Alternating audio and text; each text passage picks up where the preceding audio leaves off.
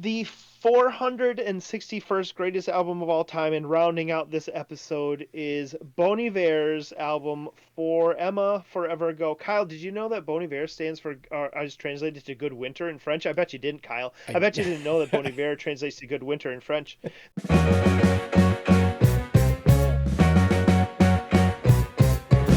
That's because you're not really in on the scene, Kyle. Um, this album was released on July 8th. Sorry, I just remember that was what everyone talked about when this album came out. Did you know that it means good winter? Um, this album was released on July 8th of 2007, not in the winter. Um, this is the debut album from the indie folk band on Jaguar Records. Justin Vernon, who, as you may know, has gone on to do quite a bit of stuff. Um, the last I heard of him, I think I just saw that he's releasing another album this year. Like literally just announced maybe within the last week or so. But the last I heard of him before this was he was a featured player and influencer on either Folklore or Evermore from Taylor Swift. Hmm.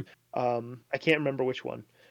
Um, so shame on me for not knowing. But um, this album is 37 minutes and 14 seconds long, produced by himself.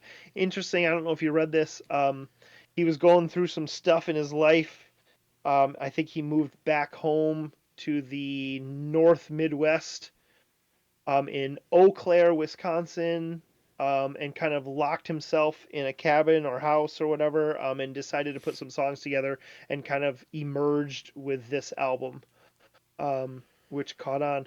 Kyle, are you now, or have you ever been a fan of Bon Iver and specifically this album? Hey, it's Kyle. Just jumping in real quick to ask, do you approve this groove? Let us know in the comments. Give us a quick thumbs up, subscribe to the channel, and join the conversation. Uh, Bon Iver is a name that's always been out there for me, but I've never really listened to. Um, and I guess the next time that I'm like super depressed and want to wallow in it, I'll put this on. Otherwise, Mm-hmm. nah, nah. Yeah. Like there was a lot of good sounds to it. There's a lot of interesting subtle layers that made it almost interesting to listen to, but the songs don't go anywhere.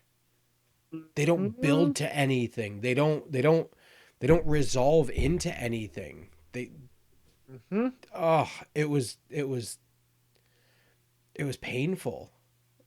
I mean, every song I had anticipation for because it would sound really good, but then it would just kind of just keep going and not get anywhere and just yeah, and then it's just done and you're like, "Oh, that's it?"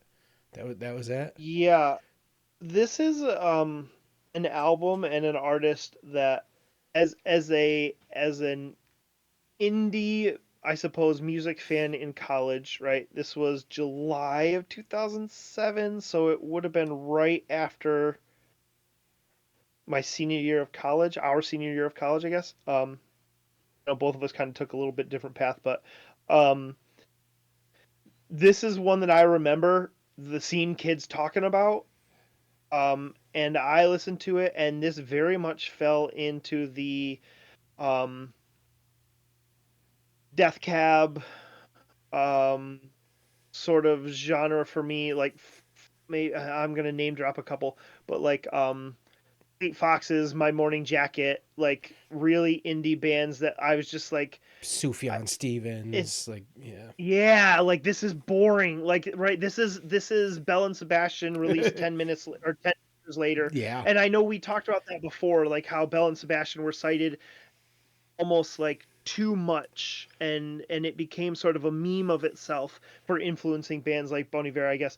Um, so when I listened to this, I like, even as a self-described emo kid myself, I was like, this is just sad. Like, and and again, I thought the music was boring.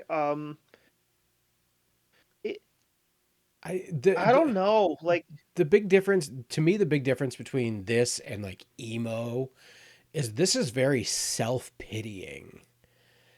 mm, Emo, and I'm, to a degree there is that in emo music as well, but this was very much like, not only do I feel bad, but I feel bad for myself, and I feel bad about feeling bad for myself, and I feel bad about feeling bad about feeling bad for my, like, it's just so just centered on himself that it just, which sure, and when you read like the story of this album, like I mean, he was struggling with a lot of shit, so and when you lock yourself in there and you're working through stuff, like I mean, you're kind of just left with that. So that I agree with you. Speaking from my perspective, that's not why I don't like it.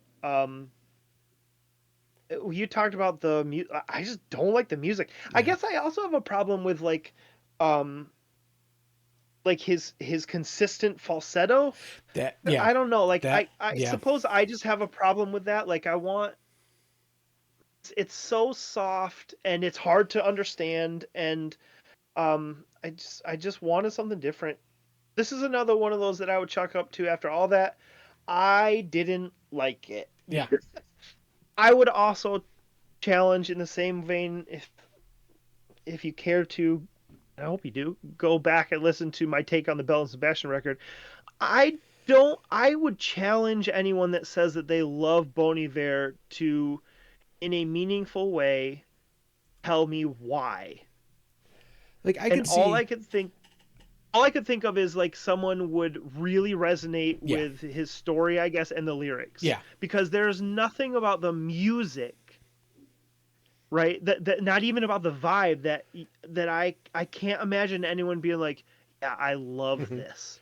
Yeah. Like, And that was what I came to as well. Is like the only way I can imagine liking this is like I said, if I were like super depressed and wanted to just wallow in it, then sure.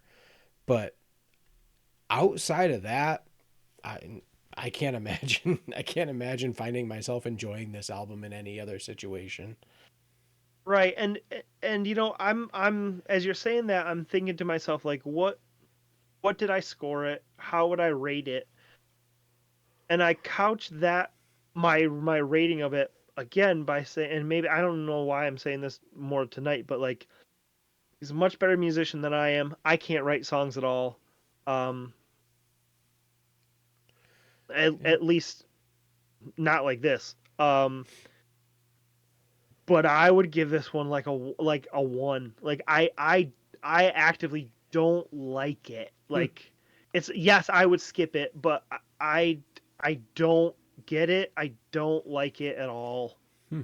So Yeah, I went with a you 2. gave it a three. No, Oh no, I went. damn. I went with a 2.